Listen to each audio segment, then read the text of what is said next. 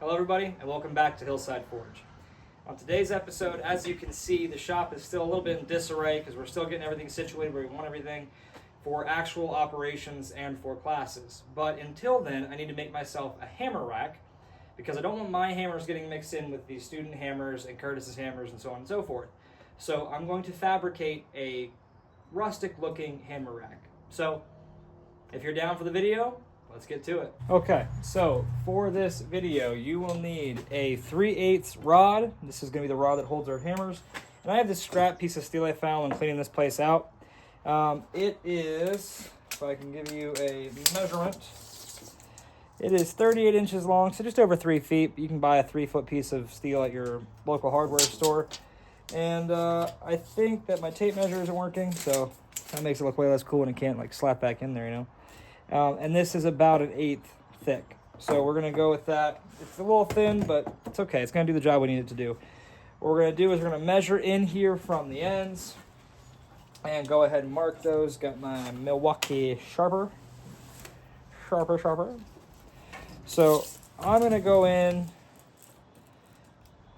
probably my hand width fingers, so 7 inches, and mark 7 inches from both ends.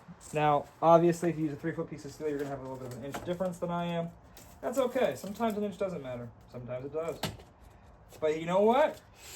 Right now, it doesn't. So we will operate with what we have. You know what I'm saying? Okay, so now what I'm going to do is I'm going to take the angle grinder. I'm going to score this. And then I'll put it in my vise and bend it. I'm scoring it so the steel is a little bit weaker there, and it bends a little bit easier when we get a nice cleaner bend. There's going to be some forging, but when I say forging, it means we're going to hit it on the anvil with a hammer. I'm not going to really use any fire for this. But we're also, before we go ahead and score this, we're going to mark the holes for our drill bit to go through and drill to receive our bits of rod. So let's go ahead and mark those holes. I need to figure out how wide a hammer is first. So I'm going to grab my biggest hammer.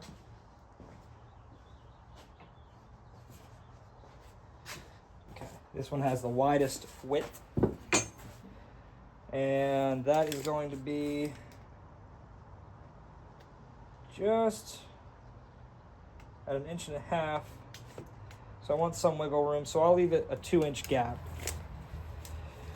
So I'm going to come in, and I am going to make my first line at about 2 inches in. We'll just keep it all even numbers because I'm stupid.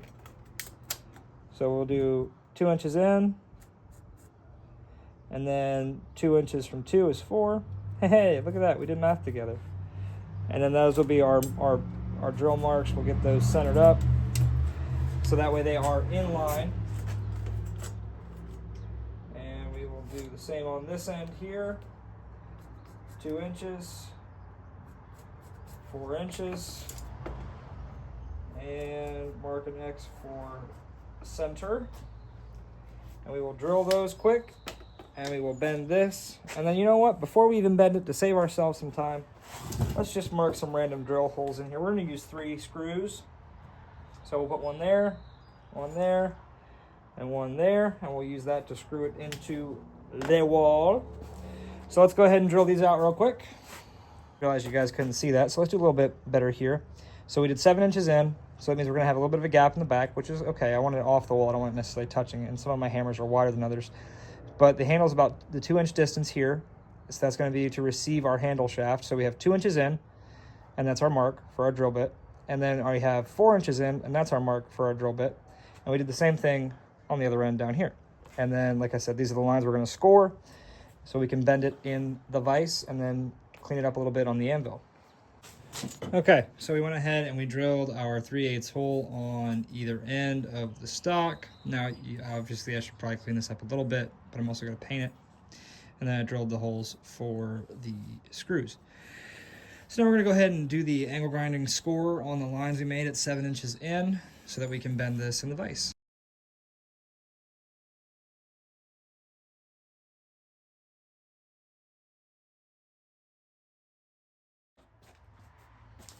Okay, now what we're gonna do is bend it opposite the direction that we just put it in, so you'll see it in the vise.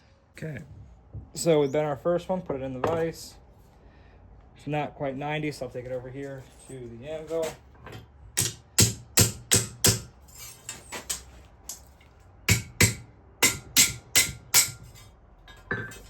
Straighten that up as best I can.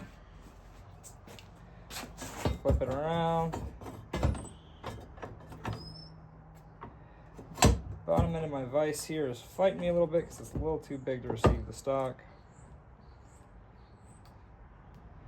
So crank it until it's tight. And it's just thin enough that I should just be able to bend it over by hand. Beautiful. Now make sure that's 90.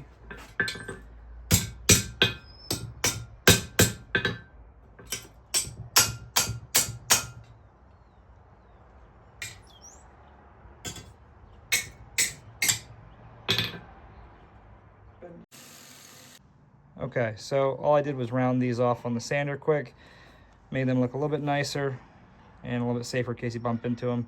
So I'm just gonna go ahead and paint this quick and we'll put it on the wall and get it done. Last steps before we paint this, or we could paint this ahead of time, doesn't matter. We're gonna cut these bars to 30 inches so that there's a little bit of slack stuck out. Now for your design being a few inches shorter, you might wanna do 28 inches, that should be fine, but I wanted some sticking out extra on both sides, just so that, you know, it doesn't really slide through and fall out, because I'm not gonna really peen the ends or anything like that. So yeah, let's get this cut. Okay, so for this last part here, I put the first screw in, and then I got help from my little ones here. Roman, you're up first, okay? Okay, tape measure down, we don't need to measure anything. All right, so here's what you're gonna do. I'm gonna put my foot right over here on this ledge, and you stand here. Now I'm gonna give you the drill, okay? Now we're gonna put this screw right in that hole. Okay, now squeeze the trigger. But I'm the cleaner guy. Yep, you're the cleaner guy, but Mira, do you wanna do this last screw? Yeah. Okay, Roman, come over here. Clean. Okay, we'll come over here. Come over here. Put the broom against the wall for a second. All right. Okay, I'll put the screw in the hole. You grab the drill. Grab the drill. Okay, and squeeze the trigger. Sorry. All good, you did it. Hey. All right. Okay, and for the final part, we're gonna slide these rods in, okay? So here, What? take that, over here, push it up through this hole. Okay, now push it through, push it through, push it through. Owie. You're okay, it's all right. Keep going, wait, and push a little bit more. There we go. All right, Mira, you wanna do the last one? Yep. All right, Roman, switch What out are we spots. making? We're making a hammer rack. Over here, I baby. love what is a hammer rack? You'll see in a second. All right, feed it through. Keep pushing, keep pushing, keep pushing. There we go. Okay, it's time to clean. Okay, it's almost done. All Roman. right, and now our hammers Roman. fit nice Roman, are you ready to clean? in the rack. Roman doesn't want to clean. That's okay, Bubba. There we go. Look, see? A hammer rack. Oh. Oh, yeah. Okay, so we got some extra help there at the end, but that was a quick 15-minute project to make a hammer rack. I hope you guys enjoyed. Thank you guys so much for tuning in, and if you have any comments, please leave them below. Like, comment, and subscribe. I thank you guys very much, and from all of us here at the Diddy family, have a good night. Good night, too. Say goodbye, Roman. Goodbye. Goodbye! Yes. All right, let's clean. Roman, yes.